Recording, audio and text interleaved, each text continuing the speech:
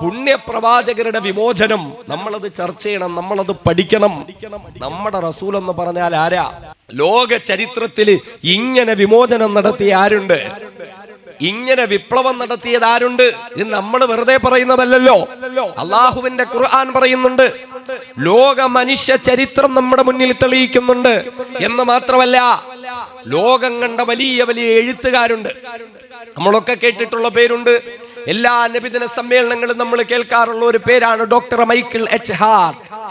വലിയ ഒരു എഴുത്തുകാരനാണ്. ഡബിൾ ഡോക്ടറേറ്റ് കിട്ടിയിട്ടുള്ള ആളാണ് ഡോക്ടർ മൈക്കിൾ എച്ച് ഹാർട്ട്. അദ്ദേഹം ഒരു വലിയ റിസർച്ച് നടത്തി, വലിയൊരു പഠനം നടത്തി. ലോക ചരിത്രത്തിൽ മനുഷ്യകുലത്തെ ഏറ്റവും കൂടുതൽ സ്വാധീനിച്ച 100 വ്യക്തികളെ പറ്റിയിട്ട് ഒരു പഠനം നടത്തിയിട്ട് ഒരു പുസ്തകം തയ്യാറാക്കി.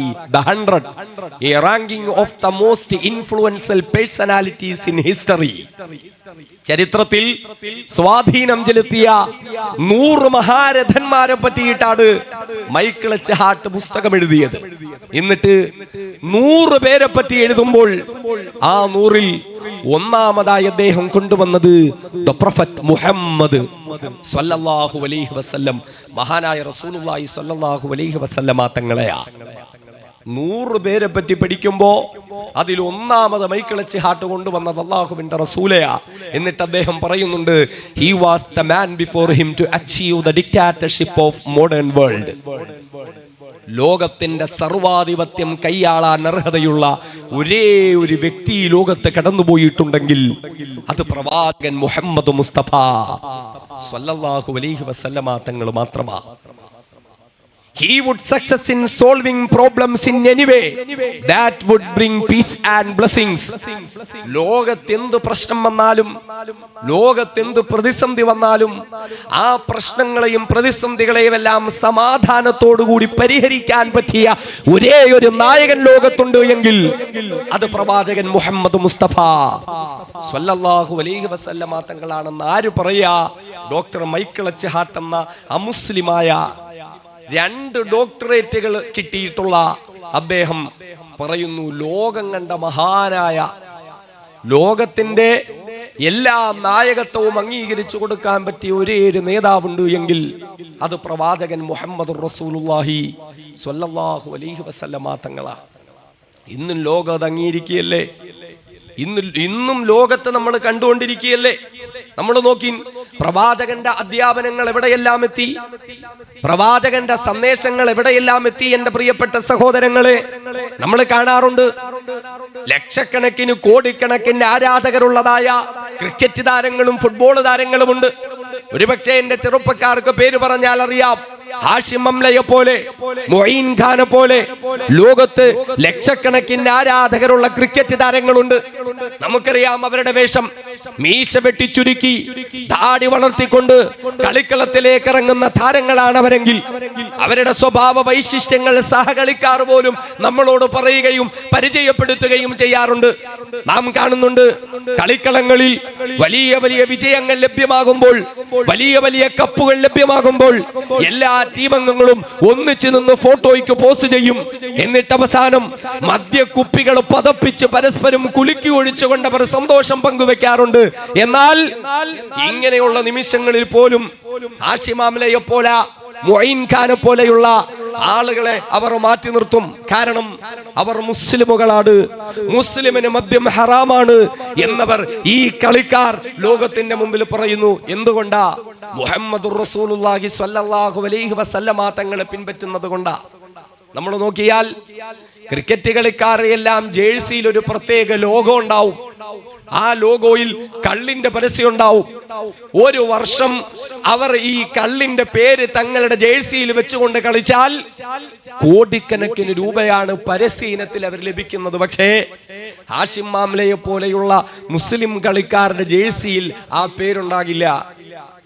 മദ്യത്തിന്റെ പേര് അവർ എഴുതി വെക്കുന്നില്ല. കാരണം മുഹമ്മദുർ റസൂലുള്ളാഹി സ്വല്ലല്ലാഹു അലൈഹി വസല്ലം മദ്യം ഹറാമ, പാടില്ല എന്ന് പഠിപ്പിച്ചു. അതുകൊണ്ട് ആ പേര് കൊണ്ടുള്ള നേട്ടവും ഞങ്ങൾക്ക് വേണ്ട എന്നവർ തീരുമാനിച്ചിരിക്കുകയാണ്. നമ്മൾ കാണുന്നില്ലേ, വലിയ വലിയ ലോകരാജ്യങ്ങളുടെ സമ്മേളനങ്ങൾ നടത്തപ്പെടുമ്പോ രാഷ്ട്രത്തലവന്മാര് ആ പരിപാടിയിൽ, ആ സമ്മേളനത്തിൽ പങ്കെടുക്കാൻ വേണ്ടി എത്താറുണ്ട്. കോട്ടും സൂട്ടും ധരിച്ച്, ആധുനിക വേഷം ധരിച്ചുകൊണ്ട് വലിയ വലിയ രാഷ്ട്രത്തലവന്മാർ ആ സമ്മേളനത്തിൽ പങ്കെടുക്കുമ്പോ സൗദി അറേബ്യയിലെ രാജാവ് അതിൽ പങ്കെടുക്കുന്നത് നാം കാണാറുണ്ട്. ദുബായ് ഷെയ്ഖ്മാർ ആ പരിപാടിയിൽ പങ്കെടുക്കുന്നത് കാണാറുണ്ട്. അവർ കോട്ടും സൂട്ടും ധരിച്ചിട്ടല്ല, പിന്നെ എന്താ, തൊപ്പി ധരിച്ച്, തലപ്പാവ് ധരിച്ച്, ഷാള് ധരിച്ച്, നീളൻ കമീസ് ധരിച്ച്, പരമ്പരാഗത മുസ്ലിം വേഷം ധരിച്ചുകൊണ്ട് അവരുടെ ഔദ്യോഗിക പരിപാടികളിൽ അവർ പങ്കെടുക്കുമ്പോ, ലോക ശ്രദ്ധ ആകർഷിക്കുന്ന പരിപാടിയിൽ പങ്കെടുക്കുമ്പോ, എന്തുകൊണ്ടാ? മുഹമ്മദുർ റസൂലുള്ളാഹി സ്വല്ലല്ലാഹു അലൈഹി വസല്ലമ തങ്ങൾ പഠിപ്പിച്ച വസ്ത്രമാത്, അവിടുന്ന് കാണിച്ചു തന്ന വസ്ത്രമാണത്. ആ വസ്ത്രത്തെ അവരിന്നും ഏറ്റെടുത്തുകൊണ്ടിരിക്കുക. ഇത്തരത്തിൽ ലോകത്തിന്റെ വിവിധ ഭാഗങ്ങളിൽ അള്ളാഹുവിന്റെ റസൂലിനെ ലോക മാനവ സമൂഹം ഏറ്റെടുക്കുകയും അവിടുത്തെ അംഗീകരിക്കുകയും അവിടുത്തെ ജീവിത സന്ദേശങ്ങൾ അനുധാവനം ചെയ്തുകൊണ്ട് ലോകത്ത് നിന്ന് ജീവിക്കുകയും ചെയ്യുകയാ. ആരുണ്ട് സഹോദരങ്ങളെ ഇങ്ങനെ നമ്മുടെ നായകനെ പോലെ, നമ്മുടെ പ്രിയപ്പെട്ട റസൂലിനെ പോലെ ലോകത്തിങ്ങനെ ആരുണ്ട് ഓരോ അനക്കമടങ്ങലുകളിലും അംഗീകരിക്കുന്നത്? അല്ലേ? ഓരോ നമ്മുടെ വിവാഹങ്ങൾ നടത്തപ്പെടുന്ന റസൂലുള്ളാഹി തങ്ങൾ പഠിപ്പിച്ച പോലെയല്ലേ? അല്ല നമ്മുടെ ഇഷ്ടത്തിനാണോ? അല്ല. ഒരു വിവാഹം നടത്തപ്പെടുമ്പോ അവിടെ ഒരു വലിയ വേണം, സാക്ഷികൾ വേണം, വിവാഹത്തിന് പറയപ്പെടേണ്ട പ്രത്യേക വചനങ്ങളും വാചകങ്ങളും ഉണ്ട്. ആ നിക്കാഹിനൊരു ഖുത്ബ വേണം. ഇതൊക്കെ എവിടുന്ന് കിട്ടിയതാ? നമ്മുടെ ഇഷ്ടത്തിന് നമ്മൾ കാണിക്കുന്നതാണോ? അള്ളാഹുവിന്റെ റസൂല് പഠിപ്പിച്ചതുപോലെ പള്ളിയിൽ നിന്നും മഗ്‌രിബിന് ബാങ്ക് വിളിച്ചു. ലോകത്തിന്റെ കോടാനുകോടി ഭാഗങ്ങളിൽ കോടാനുകോടി വിശ്വാസികൾ നിസ്കാരം നിർവഹിച്ചു. എങ്ങനെയാണ് നിസ്കരിച്ചത്? തോന്നിയതുപോലെയാണോ? അല്ല. സ്വല്ലൂ കമാ റഅയ്തുമുനി ഉസ്വല്ലി, ഞാൻ നിസ്കരിച്ചതുപോലെ നിങ്ങൾ നിസ്കരിക്കണമെന്ന് റസൂലുള്ള പഠിപ്പിച്ചെങ്കിൽ ആ നിലയിൽ ഇന്ന് ലോകത്ത് കോടാനുകോടി മനുഷ്യ മക്കൾ നിസ്കരിക്കുക. നമ്മൾ താടി വളർത്തുന്നത് എന്തിനാ? താടി വളർത്തുന്നവരോടാ പറയുന്നത്. താടി വളർത്തുന്നത് എന്തിനാ? തൊപ്പി ധരിക്കുന്നത് എന്തിനാ? ഇതൊക്കെ പറയുമ്പോഴും വളരെ വിഷമമുണ്ട്. റസൂലുള്ളാഹിനോട് വലിയ ഇഷ്ടമാണ്. ഹുബ്ബുർ റസൂല്, ഇഷ്ഖുർ റസൂൽ എന്നൊക്കെ പറഞ്ഞാൽ നമുക്ക് വല്ലാത്ത വികാരവാ. ഒരു ഹുബ്ബുർ റസൂലിന്റെ വേദിയിലാണ് നമ്മളുള്ളത്. പക്ഷേ നമ്മളൊന്ന് നോക്കിയാൽ ഈ വേദിയിൽ ഇരിക്കുന്ന എത്ര പേർക്ക് അല്ലാഹുവിന്റെ റസൂല് പഠിപ്പിച്ച സുന്നത്തായ ധാടിയുണ്ട്, റസൂലുള്ള പഠിപ്പിച്ച സുന്നത്തായ തൊപ്പിയുണ്ട്? എത്ര പേർക്കുണ്ട്? 70,000-ന്റെയും 1.5 ലക്ഷത്തിന്റെയും മൊബൈൽ ഫോൺ നമ്മുടെ പോക്കറ്റിലുണ്ട്. എന്നാൽ ഒരു 30 രൂപയുടെ തൊപ്പി നമ്മുടെ പോക്കറ്റിലുണ്ടോ? നമ്മൾ വിലയിരുത്തണം.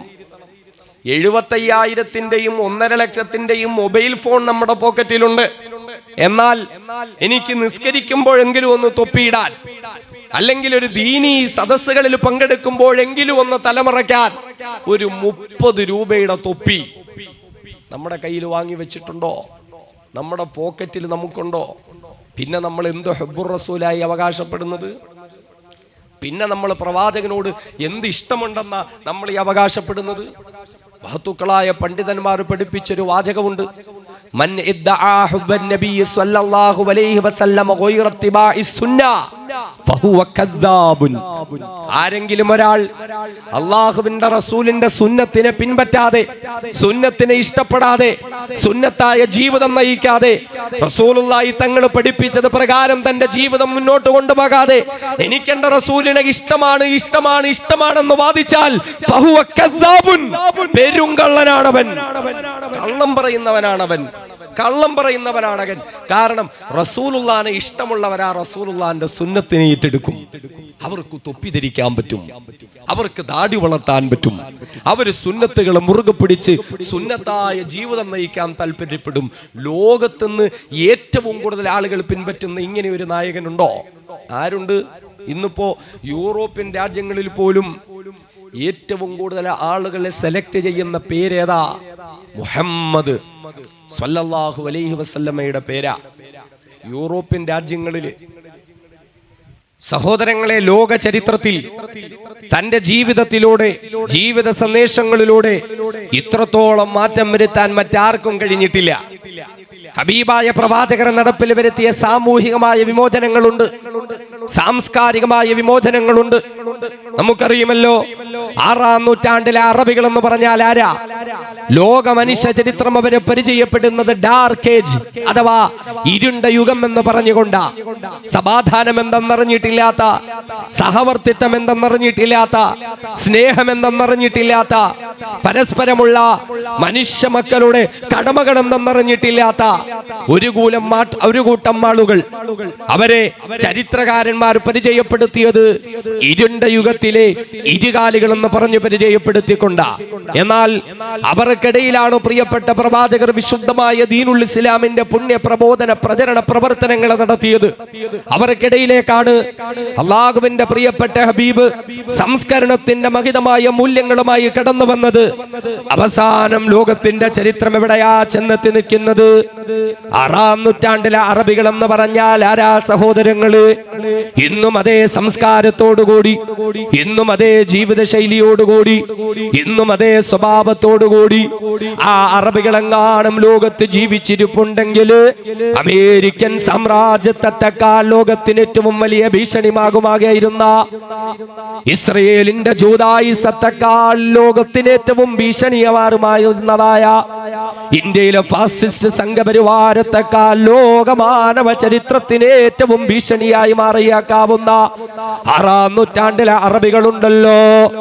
ആ അറബികളെ ചരിത്രകാരന്മാർ പരിചയപ്പെടുത്തിയത് ഇരുണ്ട യുഗത്തിലെ ഇരുകാലുകളെന്ന് പറഞ്ഞുകൊണ്ടാണെങ്കിൽ ആ അറബികളുടെ മനഃശാസ്ത്രം അറിഞ്ഞുകൊണ്ട് മാറ്റത്തിന്റെ മാറ്റൽ മുഴക്കിയ മുത്തൊളി മുഹമ്മദ് മുസ്തഫ സ്വല്ലല്ലാഹു അലൈഹി വസല്ലമ തങ്ങള് എന്തായിരുന്നു അറബികളുടെ സ്വഭാവം എന്ന് പറയുന്നത്? വഴിവക്കിലൂടെ നടന്നു നീങ്ങുന്ന മിണ്ടാപ്രാണിയായ ഒരൊട്ടകമെങ്ങാണം അതിന്റെ കഴുത്തുയർത്തിയിട്ടൊരു തോട്ടത്തിന്റെ അകത്ത് നിൽക്കുന്ന മരത്തിൽ നിന്ന് പുറത്തേക്ക് തെള്ളി നിൽക്കുന്ന ശിഖരത്തിൽ നിന്ന് ഒരിലയെങ്ങാണം കടിച്ചു പറിച്ചാൽ ഒട്ടകം കടിച്ചു പറിച്ച ഇലയുടെ പേരില് ഒട്ടകത്തിന്റെ ഉടമയും ആ തോട്ടത്തിന്റെ ഉടമയും കൊല്ലങ്ങളോളം യുദ്ധം നടത്തിയിരുന്ന പാരമ്പര്യമാണ് അറബിയുടേതെങ്കിൽ നിസ്സാരമായ വിഷയത്തിന്റെ പേരിൽ വർഷങ്ങളോളം യുദ്ധം നടത്താൻ മടിയില്ലാത്ത 6-ാം നൂറ്റാണ്ടിലെ അറബികളുണ്ടല്ലോ. ആ അറബികളുടെ മനഃശാസ്ത്രം അറിഞ്ഞുകൊണ്ട് മാറ്റത്തിന്റെ മാറ്റല് മുഴക്കിയ മുത്തൊളി മുഹമ്മദ് മുസ്തഫ സ്വല്ലല്ലാഹു അലൈഹി വസല്ലമ തങ്ങള് അവസാനം പ്രിയപ്പെട്ട സഹാബാക്കളിലൂടെ പരിവർത്തനത്തിന്റെ പടപ്പാട്ട് മുഴക്കിയിട്ട് ഏറ്റവും വലിയ സഹോദര്യത്തിന്റെ മകുടോദാഹരണങ്ങളായി മാറ്റിയില്ലയോ?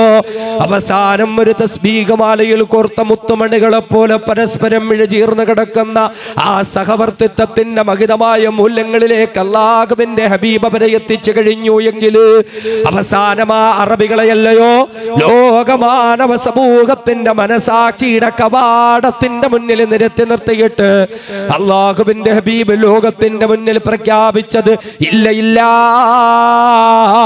നിങ്ങൾ പരിചയപ്പെടുത്തിയതുപോലെ ഇവർ ഇരുണ്ട യുഗത്തിലെ ഇരുകാലികളല്ല. പിന്നെയോ അസ്ഹാബി കന്നുജൂം ബിഅയ്യിഹിം ഇഖ്തദൈതും ഇഹ്തദൈതും, ലോകത്തിന്റെ മുമ്പിൽ, ലോക മനസാക്ഷിയുടെ മുമ്പിൽ തന്റെ പ്രിയപ്പെട്ട അനുചരന്മാരെ നിർത്തിയിട്ട് അല്ലാഹുവിന്റെ പ്രിയപ്പെട്ട നായകൻ വിളിച്ചു പറഞ്ഞില്ലേ, അസ്ഹാബി കന്നുജൂം, എന്റെ സന്തത സഹചാരികൾ താരകതുല്യരാ. വഴിതെറ്റിപ്പോകുന്ന മനുഷ്യർക്ക് വാനിൽ മിന്നിത്തിളങ്ങി വഴികാട്ടുന്ന താരകങ്ങളെ പോലെ എന്റെ സഹാബാക്കൾ താരകതുല്യരാണ്. ഇവരിൽ ആരെ പിൻപറ്റിയാലും നിങ്ങൾ സന്മാർഗത്തിൽ അടിയുറച്ചു നിൽക്കുക തന്നെ ചെയ്യുമെന്ന് ലോക ചരിത്രത്തിൽ തന്റെ അനുയായികളെ ചൂണ്ടിക്കാണിച്ചിട്ടൊരു നേതാവിന് പറയാൻ സാധ്യമായിട്ടുണ്ടെങ്കിൽ അത് അഷ്റഫുൽ ഖൽഖ് നബിയുനാ മുത്തൊളി മുഹമ്മദ് മുസ്തഫ സ്വല്ലല്ലാഹു അലൈഹി വസല്ലമ തങ്ങൾക്ക് മാത്രമല്ലയോ. അത്രത്തോളം വലിയ സാമൂഹിക വിമോചനം, അത്രത്തോളം വലിയ സാംസ്കാരിക വിമോചനം അവര് നടത്തിയില്ലയോ? സഹോദരങ്ങളെ, ലോകമെന്ന ലഹരിയുടെ പിടിയിലാട്, ലോകമെന്ന മദ്യപാനത്തിന്റെയും മയക്കുമരുന്നിന്റെയും പിടിയിലാട്. എപ്രകാരമാണ് ഇതിൽ നിന്ന് സമൂഹത്തിന് ഒരു മോചനം നൽകുന്നതെന്ന് ലോകമത നേതാക്കളും ലോകത്തിന്റെ ചരിത്രത്തിലുള്ള ചക്രവർത്തിമാരും അതുപോലെ തന്നെ ഭരണാധികാരിയുമെല്ലാം ഒരുപാട് ഒരുപാട് കൂലങ്കഷമായി ചിന്തിക്കുകയും പ്രവർത്തിക്കുകയും ചെയ്തിട്ട് അവർക്ക് കഴിഞ്ഞിട്ടില്ല എങ്കിൽ അവിടെയാണ് ലോകം 6-ാം നൂറ്റാണ്ടിലേക്ക് കടന്നു പോകേണ്ടത്. ആ കാലഘട്ടത്തിലെ അറബികളുണ്ടല്ലോ, അവരേറ്റവും വലിയ ലഹരിയുടെ അടിമകളായിരുന്നില്ലേ? മറ്റെന്തിനേക്കാളും ലഹരിയെ സ്നേഹിച്ചവരായിരുന്നില്ലേ? മറ്റെന്തിനേക്കാളും ലഹരിക്ക് വേണ്ടി ജീവിതം കൊടുത്തവരായിരുന്നില്ലേ? ഓരോരുത്തരുടെയും വീടുകളിൽ വർഷങ്ങളോളം പഴക്കമുള്ള കള്ള് നിറച്ചതായ വീപ്പകൾ സൂക്ഷിച്ചു വെച്ചിരിക്കുകയാ. ആരുടെ വീടിന്റെ ഉള്ളറകളിലാണോ ഏറ്റവും പഴക്കമുള്ളതായ വീഞ്ഞു സൂക്ഷിച്ചു വെച്ചിരിക്കുന്നത്, വീടിന്റെ ഉള്ളിലുള്ള വീപ്പയുടെ ഉള്ളിൽ സൂക്ഷിച്ചിരിക്കുന്ന വീഞ്ഞിന്റെ വീര്യം നോക്കിയിട്ട് കുടുംബ മഹിമ പ്രഖ്യാപിച്ചിരുന്നൊരു കാലഘട്ടം ഉണ്ടായിരുന്നു. അന്നവരിങ്ങനെ കള്ളിന്റെ വീപ്പകൾ തുറക്കുമ്പോൾ ആ കള്ളു വീപ്പയുടെ മുകൾ പരപ്പിൽ ഇങ്ങനെ കള്ളിലേക്ക് വന്ന് വീണ് ചത്തിട്ട് മലർന്നു കിടക്കുന്ന പ്രാണികൾ ഉണ്ടായിരുന്നല്ലോ.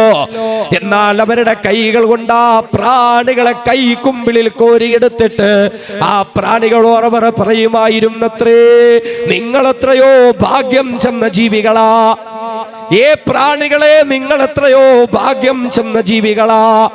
കാരണം നിങ്ങൾക്ക് കള്ളുകുടിച്ച് ചാകാനുള്ള മഹാഭാഗ്യം ലഭിച്ചുവല്ലോ. നിങ്ങൾ ചാവുമ്പോ നിങ്ങളുടെ വയറ് നിറയെ കള്ളായിരുന്നില്ലേ? നിങ്ങൾക്ക് കള്ളുകുടിച്ച് ചാകാനുള്ള ഭാഗ്യം ലഭിച്ചിരുന്നല്ലോ. ഞങ്ങൾക്കും അങ്ങനെ കള്ളുകുടിച്ച് ചാകാൻ ഒരവസരം കിട്ടിയിരുന്നെങ്കിൽ അതായിരുന്നു തങ്ങളുടെ ജീവിതത്തിലെ ഏറ്റവും വലിയ സൗഭാഗ്യമെന്ന് കരുതിയിരുന്ന 6-ാം നൂറ്റാണ്ടിലെ അറബികളുണ്ടല്ലോ. മരണത്തോട് മല്ലടിച്ചുകൊണ്ട് മരണക്കെട്ടിലും മാനത്തു നോക്കി മലർന്നു കിടക്കുന്ന മാതാപിതാക്കള് പ്രിയപ്പെട്ട മാനസ മക്കളെ ആ മരണക്കെട്ടിലിന്റെ അടുക്കിലേക്ക് വിളിച്ചിട്ടും മരണമൊഴി കൊടുക്കുന്നു. മക്കളെ, ഇദാ മിത്തു ഫദ്ഫിനി ഇലാ ജംബി കറുമതി തുറവി ഇലാമി മിൻ ബഅദി മൗതി ഉറൂഖഹാ വലാ തദ്ഫനി ഫിൽ ഫലാതി ഫഇന്നനി അഖാഫു ഇദാ മാ മിത്തു അല്ലാ അദൂഖഹാ. ആ പ്രിയപ്പെട്ട മാതാപിതാക്കള് മാനസ മക്കളെ മരണക്കട്ടിലിനടുക്കിലേക്ക് വിളിച്ചിട്ടും മരണമൊഴി കൊടുക്കുന്ന മക്കളെ, ഞങ്ങള് മരണപ്പെട്ട് കഴിഞ്ഞാൽ ഞങ്ങളുടെ മയ്യത്തെ മറമാടുന്നതിന് വേണ്ടി നിങ്ങളുടെ ചുമലിൽ ചുമന്നുകൊണ്ട് നിങ്ങൾ ഖബർസ്ഥാനിലേക്ക് കൊണ്ടുപോയി ആരുടെ മണ്ണ് മാന്തി മാറ്റിയിട്ട് ഞങ്ങളുടെ മയ്യത്ത് നിങ്ങൾ ആ മണ്ണറക്കുള്ളിലേക്ക് മലർത്തി കിടത്തിയിട്ട് മാറിടത്തിലേക്ക് മണ്ണ് വാരിയിട്ട് നിങ്ങൾ മടങ്ങിപ്പോകുന്നതിന് മുൻപ് ആ മണ്ണറയ്ക്ക് മുന്നിൽ ഒരു മുന്തിരി വള്ളി നട്ടു തരുമോ മക്കളെ? മണ്ണോട് മണ്ണാകാൻ വിധിക്കപ്പെട്ടുകൊണ്ട് മണ്ണറയ്ക്കുള്ളിൽ മലർത്തിക്കിടന്ന് മാറിടത്തിൽ മണ്ണ് വാരിയിട്ട് മടങ്ങിപ്പോകുന്നതിന് മുൻപ് ഒരു മുന്തിരി വള്ളി ഞങ്ങളുടെ മണ്ണറയ്ക്ക് മുന്നിൽ നിങ്ങളും നട്ടുതരുമോ മക്കളെ? എന്തിനെന്നറിയുവോ? ആ മണ്ണറയ്ക്കുള്ളിൽ മണ്ണോട് മണ്ണാകാൻ വിധിക്കപ്പെട്ട് കിടക്കുന്ന നിമിഷം പോലും ഞങ്ങളുടെ മണ്ണറയ്ക്കുള്ളിലേക്ക് വളർന്നിറങ്ങുന്നതായ ആ മുന്തിരി വള്ളിയുടെ പേരിലൂടെ മദ്യത്തിന്റെ മണവും മധുവും മധുരവും നുകരാ ഞങ്ങൾക്കൊരവസരം തരുമോ മക്കള് എന്ന് പ്രിയപ്പെട്ട മക്കളോടും മരണമൊഴി കൊടുത്തിരുന്ന മാതാപിതാക്കളാ. അവർക്കിടയിലല്ലേ അല്ലാഹുവിന്റെ പ്രിയപ്പെട്ട പ്രവാചകർ പരിപൂർണമായ ലഹരി വിമോചനത്തിന്റെ സന്ദേശങ്ങൾ ഒരുക്കിയത്. ഘട്ടം ഘട്ടമായി പ്രിയപ്പെട്ട പ്രവാചകർ അവർക്കിടയിൽ ലഹരി വിമോചനത്തിന്റെ സന്ദേശങ്ങൾ പറഞ്ഞു കൊടുക്കുകയാ. അങ്ങനെ അവസാന ഘട്ടമെത്തുമ്പോൾ അല്ലാഹുവിന്റെ വിശുദ്ധമായ ഖുർആൻ പാരായണം ചെയ്ത് ഫഹൽ അൻതും മുൻതഹൂൻ, ഇനിയെങ്കിലും നിങ്ങൾക്ക് ഈ ലഹരിയിൽ നിന്നൊരു മോചനം പാടില്ലയോ? ഇനിയെങ്കിലും നിങ്ങൾക്ക് ഈ കള്ളുകുടിയൊന്ന് നിർത്തിക്കൂടെ? അല്ലാഹുവിന്റെ പ്രിയപ്പെട്ട പ്രവാചകർ മദീനയുടെ മണ്ണിലിരുന്നു കൊണ്ട് പ്രിയപ്പെട്ട സഹാബാക്കളോട് ഇതിങ്ങനെ വിളിച്ചു ചോദിക്കുമ്പോ അതേ പല വീടുകളിലും അന്ന് മദ്യസേവ നടത്തപ്പെട്ടുകൊണ്ടിരിക്കുകയാ.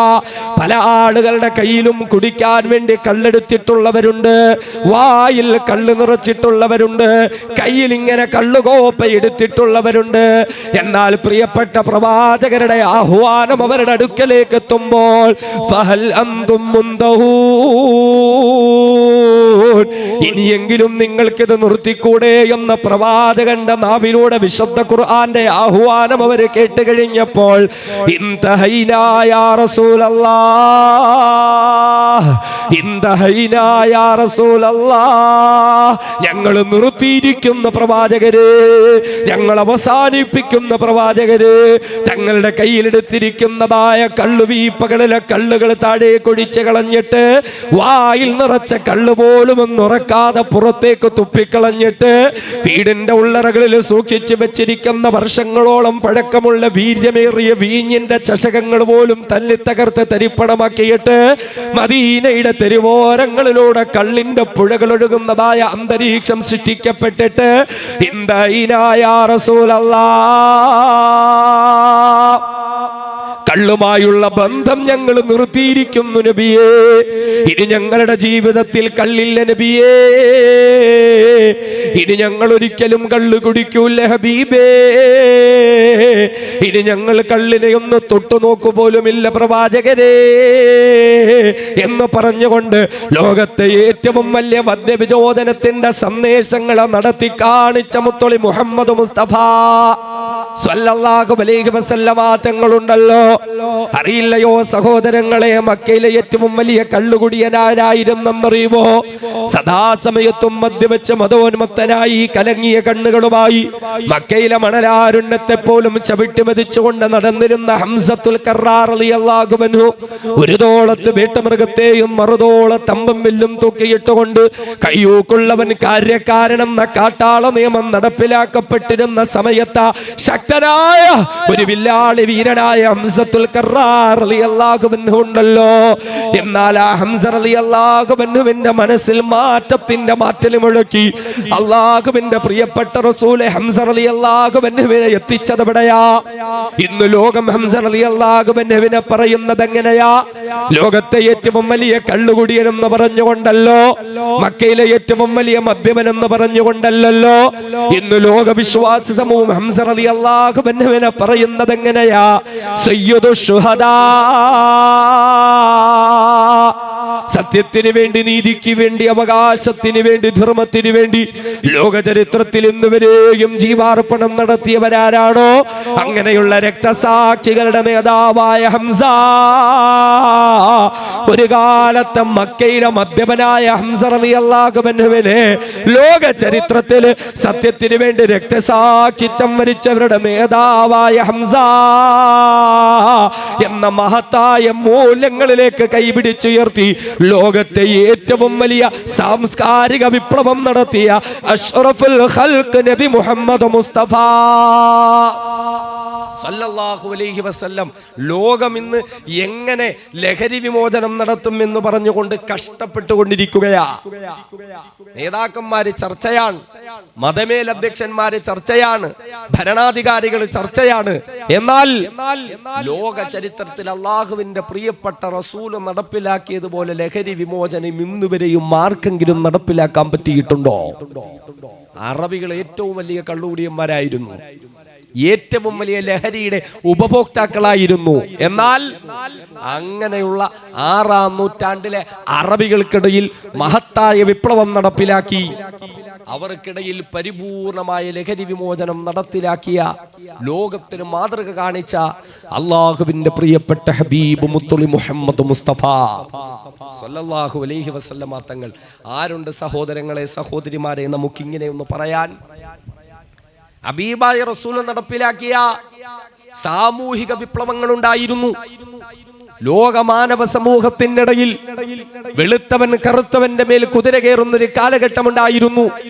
ജാതീയതയുടെയും അതേപോലെ തന്നെ മനുഷ്യർക്കിടയിൽ വർഗത്തിന്റെയും വർണ്ണത്തിന്റെയും മറ്റും പേര് പറഞ്ഞുകൊണ്ട് അതിർവരമ്പുകൾ സൃഷ്ടിക്കപ്പെട്ടിരുന്ന ഒരു കാലഘട്ടത്തിൽ വിശുദ്ധമായ ദീനുൽ ഇസ്ലാം നടപ്പിലാക്കിയ മാനവിക വിമോചനം എത്ര വലുതാ നമ്മൾ തിരിച്ചറിയണം.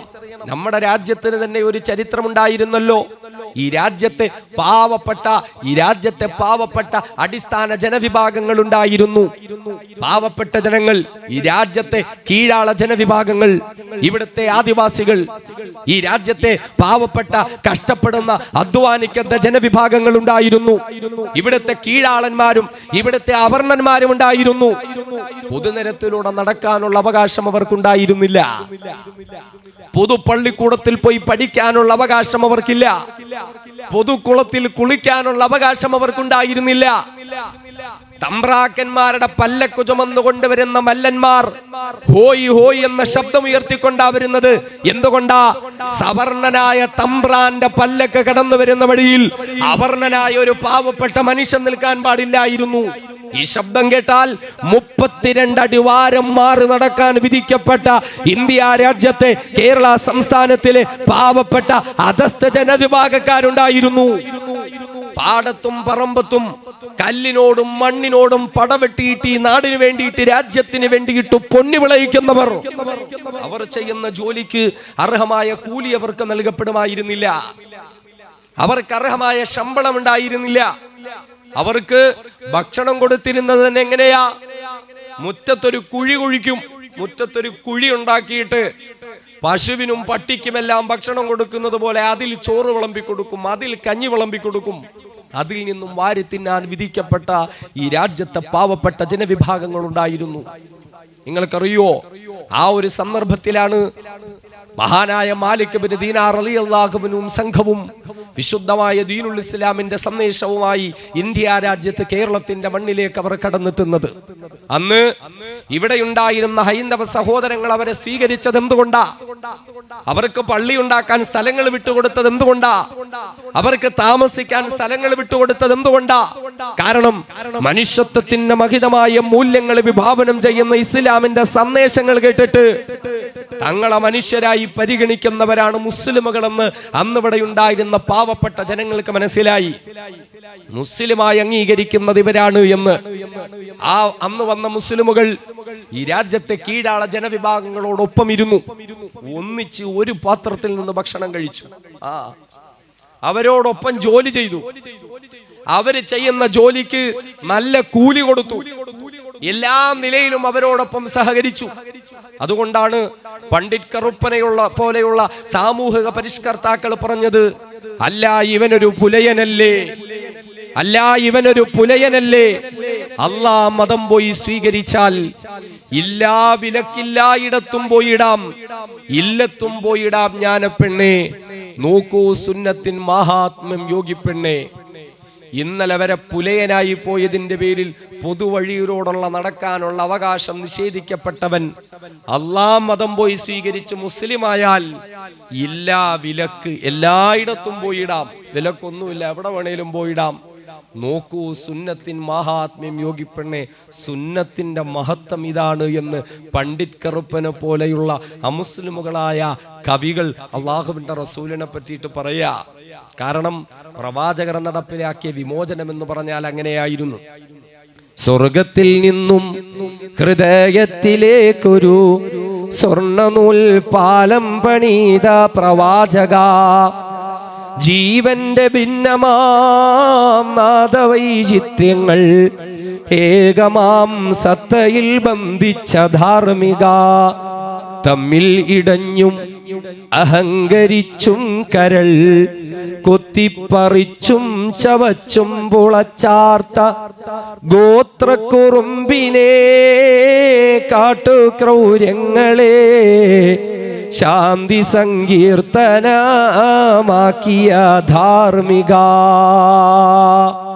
തമ്മിലിടഞ്ഞും അഹങ്കരിച്ചും കരളു കുത്തിപ്പറിച്ചും ചവച്ചും പുളച്ചാർത്ത ഗോത്രക്കുറുമ്പിനെ, കാട്ടുക്രൗര്യങ്ങളെ ശാന്തി സങ്കീർത്തനമാക്കിയ ധാർമ്മിക. പ്രവാചകരെ പറ്റിയിട്ട് പറയാ,